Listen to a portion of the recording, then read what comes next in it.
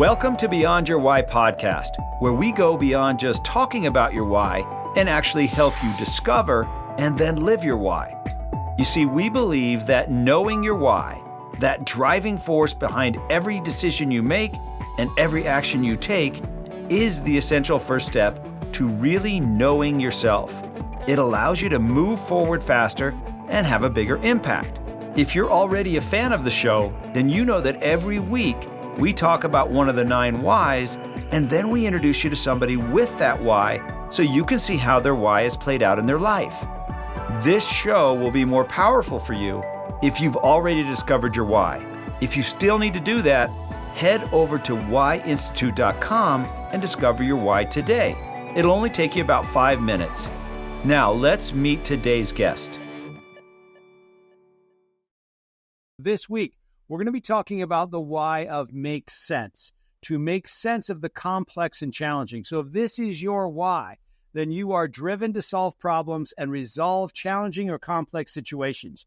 You have an uncanny ability to take in lots of data and information. You tend to observe situations and circumstances around you and then sort through them quickly to create solutions that are sensible and easy to implement. Often you are viewed as an expert because of your unique ability to find solutions quickly.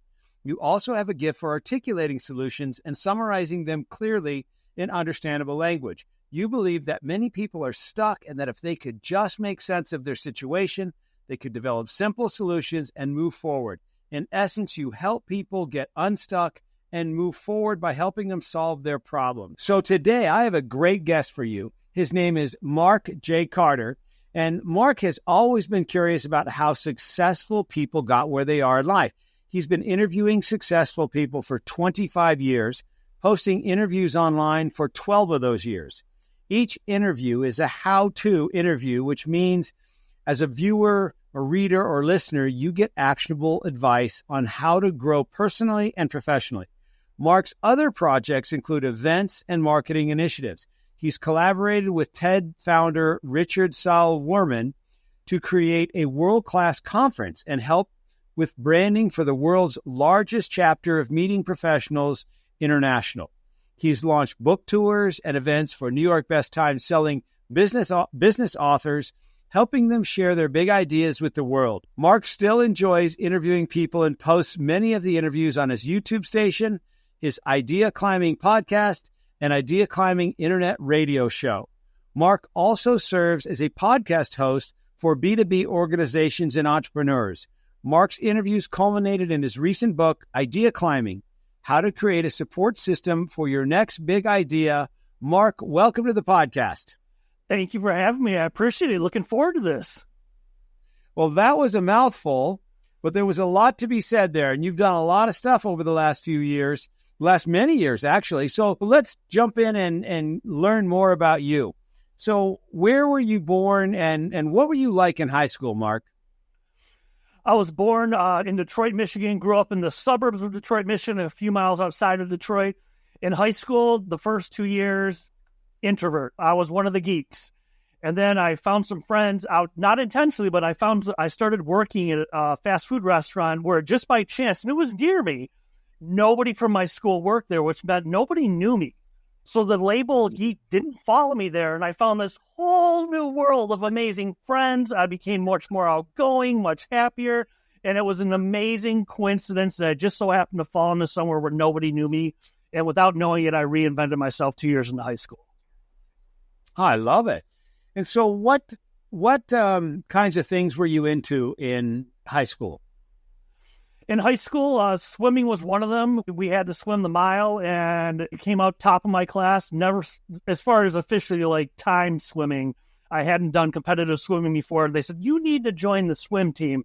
So it was that. I was still collecting comic books, baseball cards. That side of the geek in me was definitely still there. And I loved being outdoors. I mean, anything outdoors, whether it was exercising or hanging out with friends, even if I was just hanging out with friends, a lot of times it was a walk and talk or a bike and talk. And that's what kept me busy.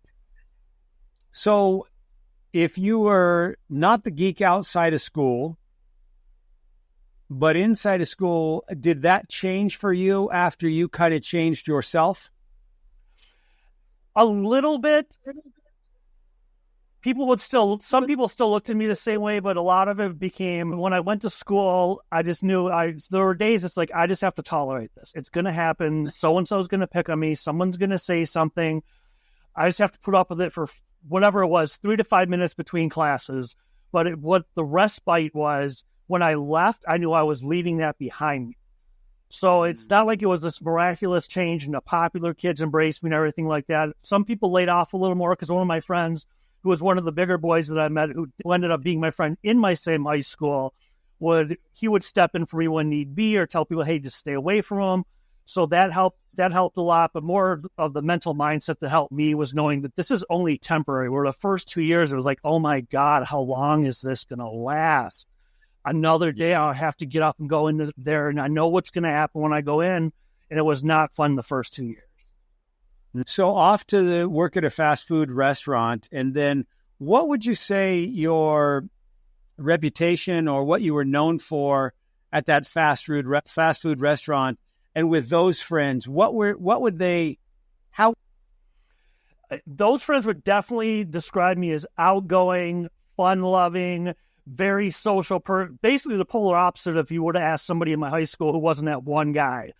But definitely outgoing. I love to have fun. I became, with them, very social. I was the life of the party. We just had a lot of fun together, laughed a lot, joked a lot. And again, just a complete 180 from where it was. Were you good at solving problems at work? Yes. They put me on the management track and helping other people. I was one of the people, even before the management track, that they had me training new people just because, and I didn't really think about it until you just asked me, but they would ask me if the trainer wasn't in, or even if the trainer was busy and still in the store, hey, could you help Dale? He could really use some help with this, that, and the other thing, or help get them acclimated. You seem to know everyone. Could you introduce them around, get them to feel comfortable on the first, second, third day? I definitely started playing that role earlier before anything came as far as like a management track or anything like that. Okay, so you graduate high school, off to college or no college? Off to college. Okay, where did you go? And why did you pick Eastern, and what did you go into? I picked Eastern. I applied to all the big schools, got waitlisted on a couple of them. But I went to Eastern. When I went to University of Michigan, I got waitlisted, but I figured I'm going to go sit in. People told me, counselors, go sit in classes if they'll let you, to see what you're getting into. And I had picked business. I had no clue. My freshman year, I went to a community college for a year, transferred to Credit Wood. So I had no clue what the major was going to be. But I figured I'll check it out in the business school. And I noticed that some of the schools, it was a teacher's assistant teaching the class.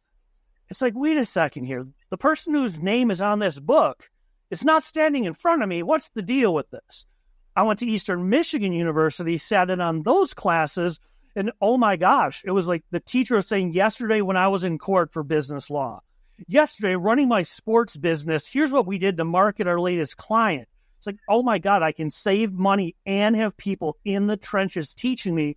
And they were very much more how-to focused, not lofty goals or lofty expectations. But like I said, in the trenches, this is what we did yesterday. This is what I'm doing tomorrow in my business. This is what I'm going to teach you today that you can take into your business life and use in the business world when you graduate.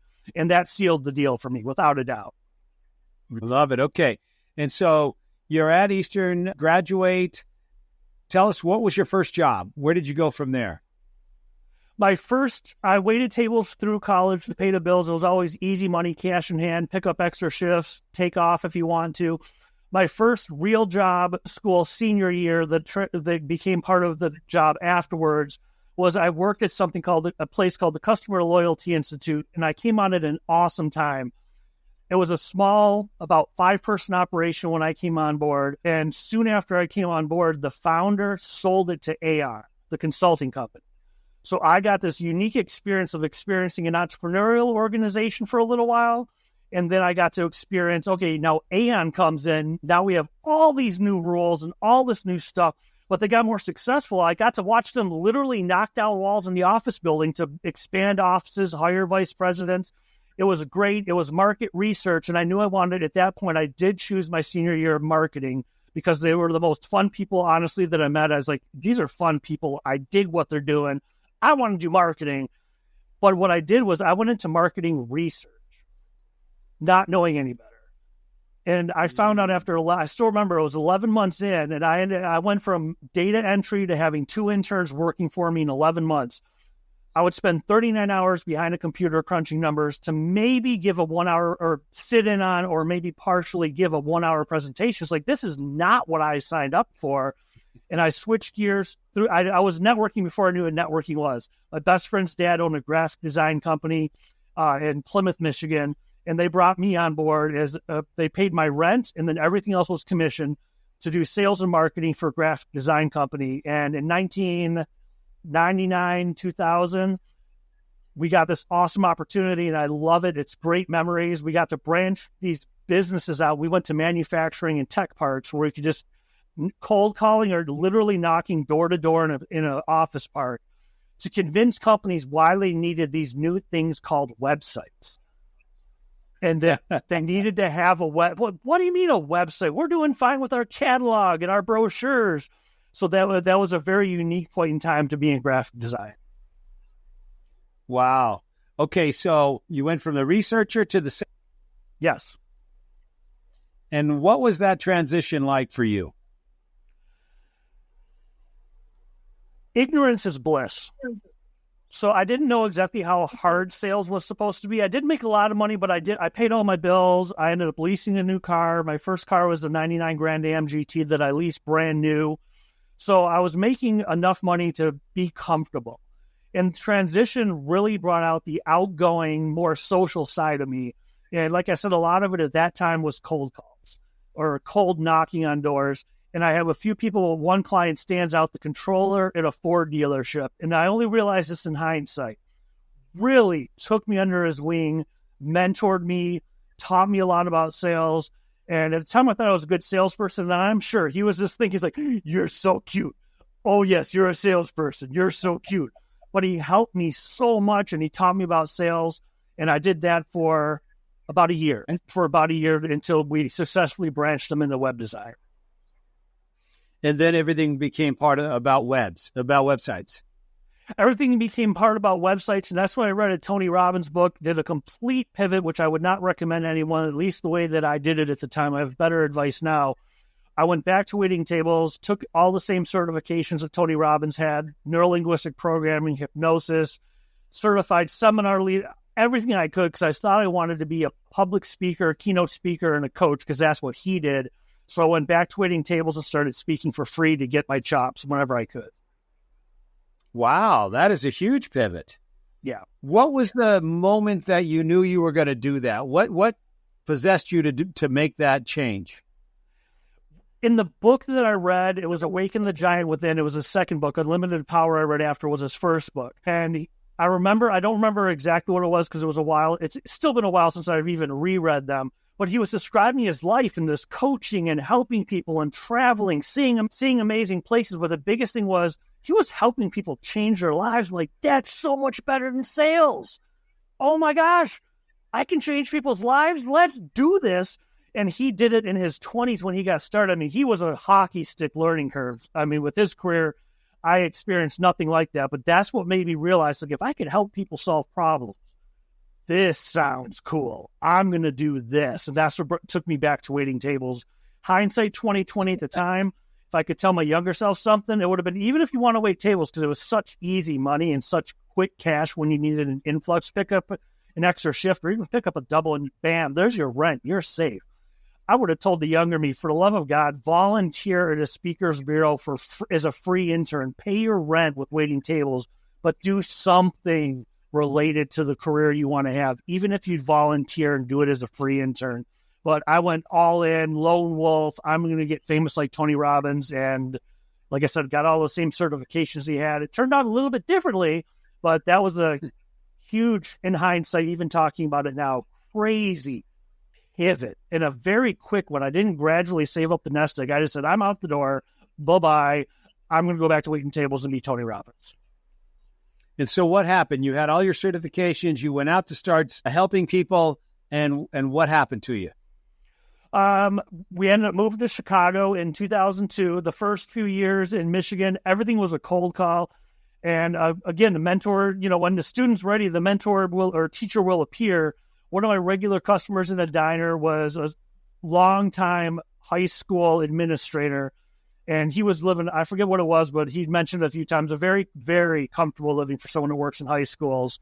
And he taught me little things. I was cold calling to be a speaker to talk to high schools about self-help, anxiety, things that I learned about neurolinguistic programming, things that I learned coaches are supposed to talk about. And he said, I told him, I'm not getting any results.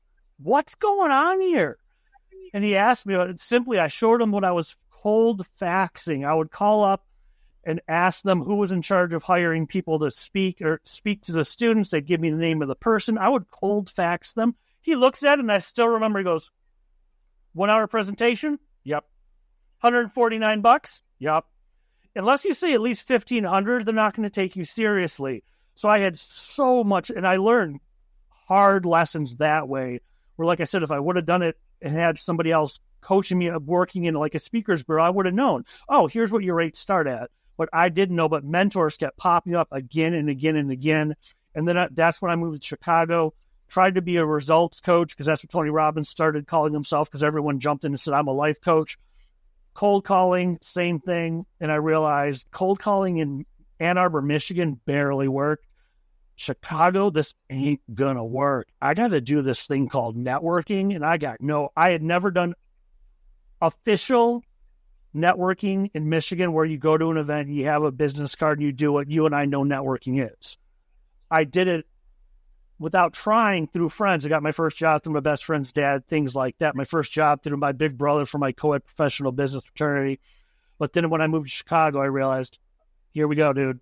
You're going to have to learn about networking. Everything changed. So you went from being a public speaker to being a networker, or were you networking to be a public speaker? I was networking to be a coach. To coach. Yes. And did that work for you? What ended up happening was, it's funny where the breadcrumbs when you follow the breadcrumbs, where it'll lead you. The story of my life for everything is, from this point on, anytime I thought I wanted to learn something, when I wanted to learn about public speaking, that's when I found the mentors. For 99 to 2002, I was interviewing any successful person that would talk to me. And it was everyone from the high school administrator, my first two formal interviews on the phone, Grammy award-winning jazz musician, and the head coach of University of Michigan's basketball team at the time that was doing pretty well. And since then, everyone in between. So I said, I got to learn this networking thing in Chicago. I just found anyone who wrote a book, anyone who was in Crane's, the business publication in Chicago, in the news, anyone I could Google. Well, I don't think it was Google at the time, but anyone I could look up. I just cold email and or cold called them and just told them what I just told you. Here's my situation. I need help. What the heck did you do to build a business through networking? And I started learning how to network really well. And I still remember the first time I was still trying to be a coach. And the CEO of this group, I got referred through a higher end friend. Like, how did you do this? And I told him, when I told you, here's what I'm doing. I'm interviewing anyone that'll give me the time of day about networking and relationship building. And he said, this coaching thing you're doing, if you can teach my team and my people how to get referrals and how to network, I'll pay you for that. So the next 2 years, I kept doing. I'm constantly now, like you said in the introduction. Now it's podcast, radio show, YouTube.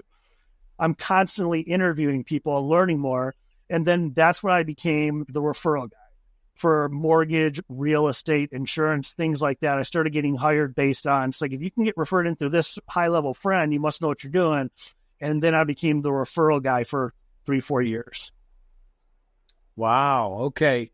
So by just doing as many as you could, you learned you put your 10,000 hours in and became the guy that knows how to refer, the guy that knows how to network.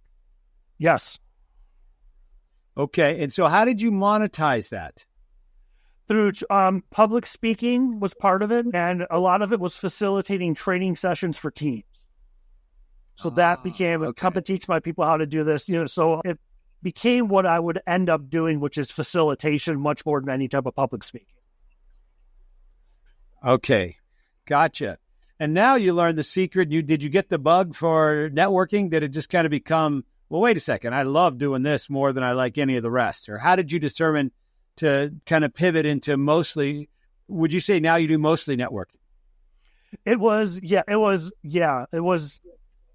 within a few months, no cold calling, all networking. And we're talking like 3, 4, or 5 events.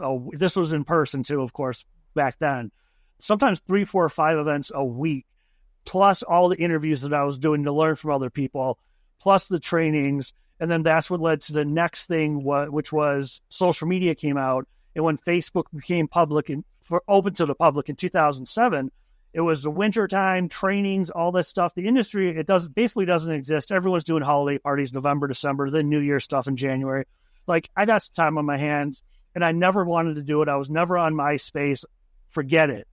And it's just like, I still can remember logging into Facebook for the first time and my girlfriend looking over my shoulder going, "What are you doing?" Because I was always like, MySpace, no, waste of time. It's like, I got time on my hands. I'm going to see if what I'm doing offline works online as far as approaching people, introductions, all that stuff. So I went into Facebook, some friends that I knew, and that's when you could add people with a message. Now you can't do that because they want to assume they know you well. But they had a bar there, you could add a message. So I would go into like the Chicago marketing group on Facebook. I would make a cut and paste, "Hey Dale," and I would just say, "My name's Mark. I'm here in Chicago also. I love marketing. Let's hit send to the point where I got my Facebook. I found out, I forget what it was, if there was a limit that I found out I couldn't hit every month. So I would do right up to that limit. And then I started, Facebook has events. They have groups. So I started groups. They have events. I started promoting events. The same thing with networking and referrals happened with social media. This was this new thing to most people. And when everyone got into it in the new year, 2008, I'm having events. I'm getting like 30, 40, 50, sometimes 100 people in a room. Like, how did you do this? Like Facebook. And at the time, there were still people out there like, what is Facebook? Much less leveraging it for marketing. Same thing as referrals. Teach my team how to do this. So then I became the social media guy, helping people build relationships on Facebook, which then started including LinkedIn, which then started including Twitter. So I became the social media guy for a few years too.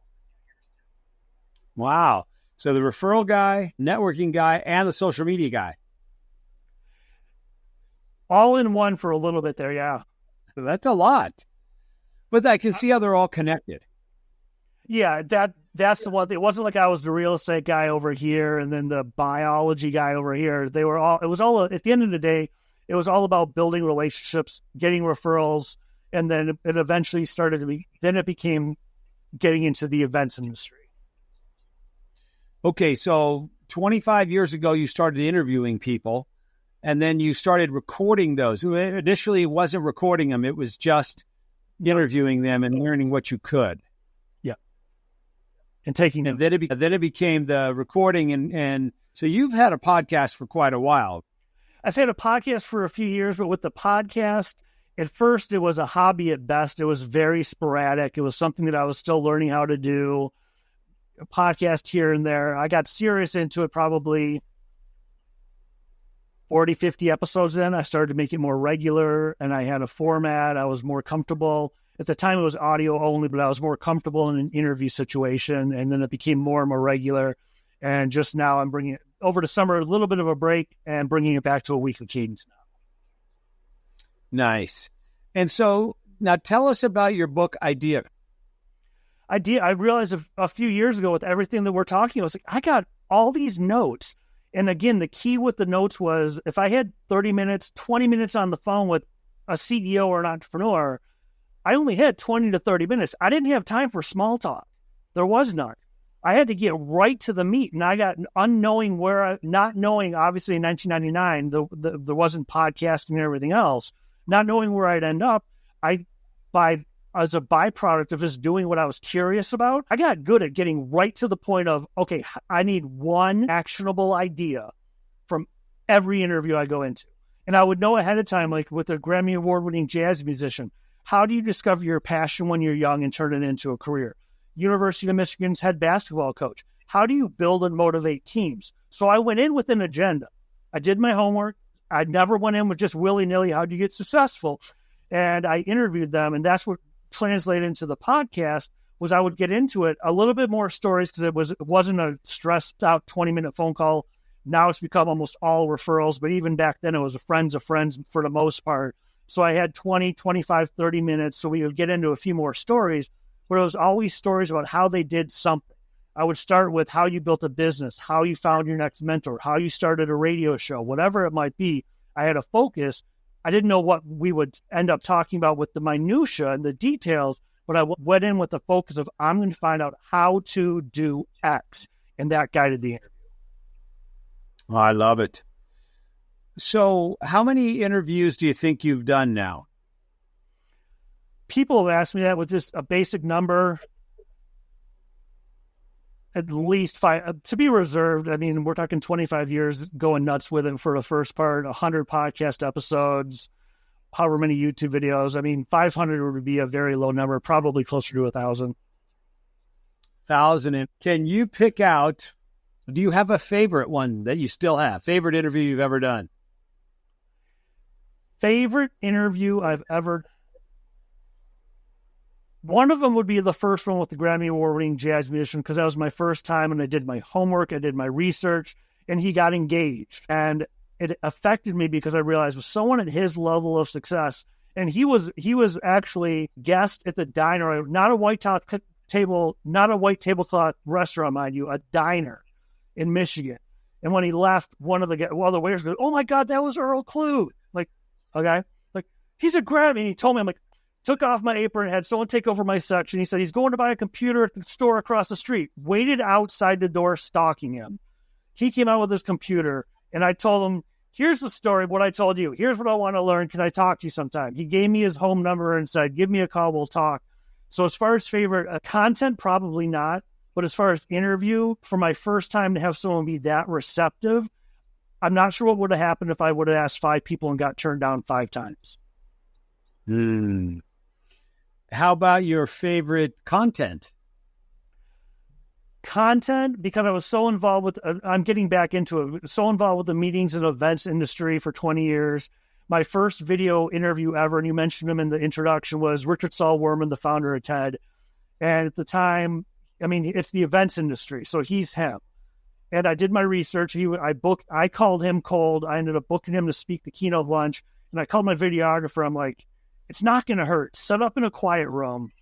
Worst he's going to do is say no to an interview. And I did my research because I did not want to be on video. And he was always a talking head in every interview I found. I'm like, cool, I'm safe. Point the camera at him. I won't even be a voice in the final cut.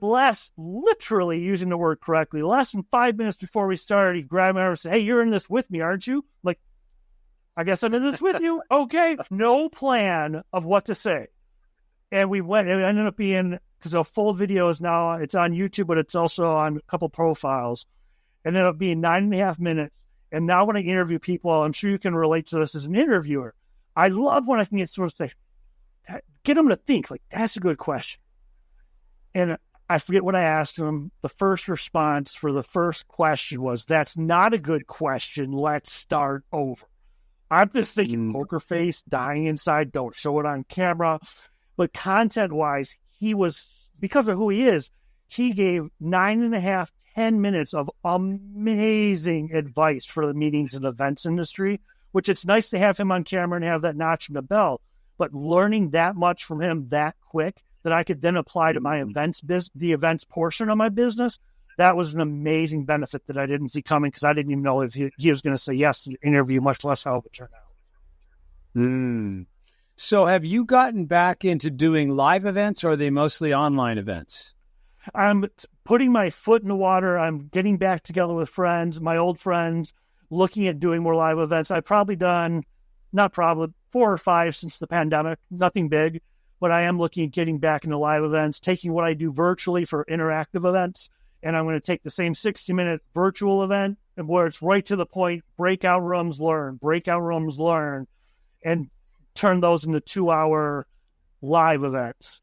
I know I'll be at a conference come November is the next one that I know of that I'll be, when I speak, I do an interview. I call it a keynote conversation. It's me interviewing the person with me, like me and you on stage. Then we get the audience, but because of an improv background, I involve the audience. So it's instead of a presentation at the audience for 60 minutes, it's a conversation with the audience for 60 minutes. and I'm in my element. I love not knowing what's the next hand that goes up, what question they're going to ask, but that's where I'm comfortable being uncomfortable. So I'm looking forward to it, because you can't replace the energy of a live event with a virtual one. You just can't. No. Yeah, that's what I was going to ask you next. What do you see as the difference between live and virtual? Live is, well, for networking, it comes down to the same thing for being on the stage, but in a networking event, like an open, 2 hours, come get your wristband, go to the bar, come with your name tag. It's the body language. You can pick up whether you're picking it up or it's unconscious. You can tell when you walk up to someone within like 5 seconds if you're going to vibe or not.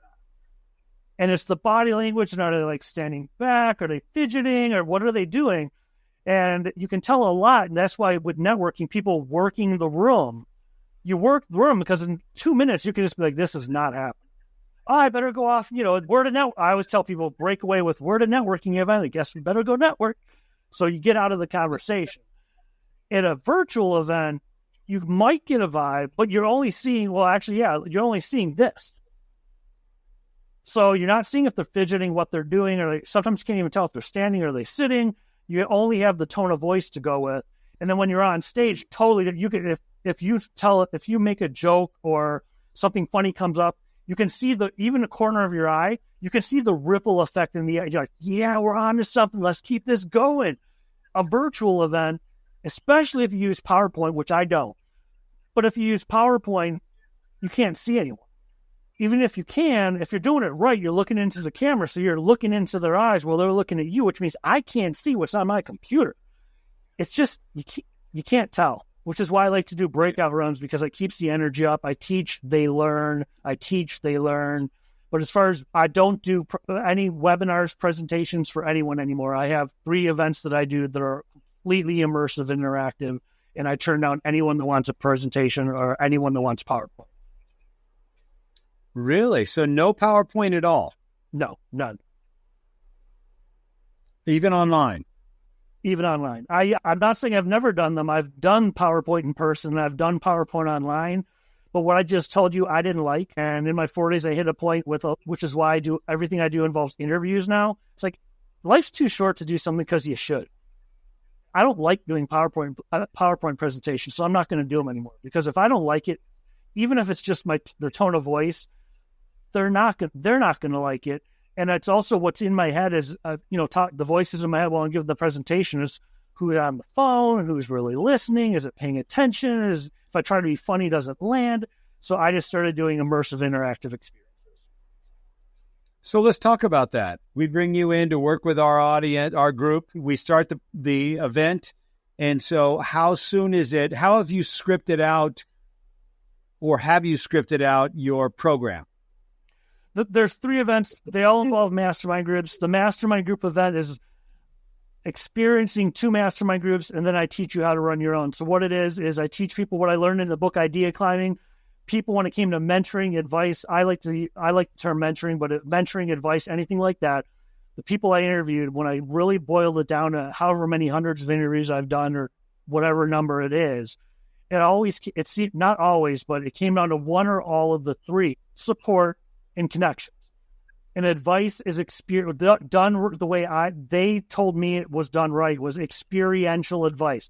This is what I did when I created the opportunity you want to create. This is what I did when I faced a problem you want to solve. So it's taught, not opinion, not politics, not what I read in a book.